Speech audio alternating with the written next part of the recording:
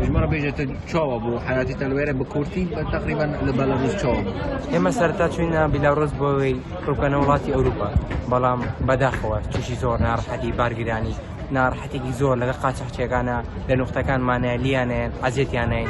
بەڵام دوا بە دوای ئەوە ئێمە لەگەڵ جەماعەتی کاکبادینوانە خۆماگەیان لە لێشانەوەگە بەڵام سەرڕێ ئەوە ئێمەیان بردە لیتوانیا لە لیتوانیشیەوە بە ئازار بەلێیان سفرانەکە بەدەم و چاومانە سەگیان تێبەرین داریانیان بەدەم و چاومانە بۆ گەز خەنجەر بە هەموو شێوازی عەزادی عەزەبی نەفسی هەموو جەستەی هەموو شتێکی ئێمەیانەیە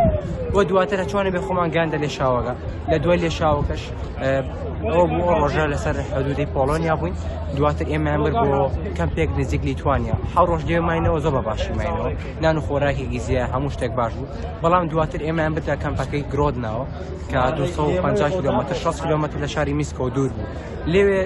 زۆر ژیانی هەموو کەس لە مناڵ لە ئافرەت لە کەمەندام هەموو ژیانی وێران بوو خواردنێکی خراپیانەیە بێمە هەموو شتێک خراپ تەنانەت پێست دەموچاو جەسم هەموو شتێکم تێک چوە لێ خواردنەکانیانەوە نەخراپ بوو ئاوی گەرم نەبوو دایمە بەفر بوو ئەرزەکە بەست بووی دایمە هەڕەشان لێکردین کە ئێوە بینە سجنەوە یاخود ئەتان بینە حدودەکان ئێمەشی تر بە زۆر ئەوە بوو دوێنەکە بە زۆر ئێمەیان دیپۆ کرد هێنانیان بۆ مەتار شوێک لە مەتاری بیلاڕوسمانەوە لە شاری میس و دواتریش دیپۆرتی هەولێریان کردین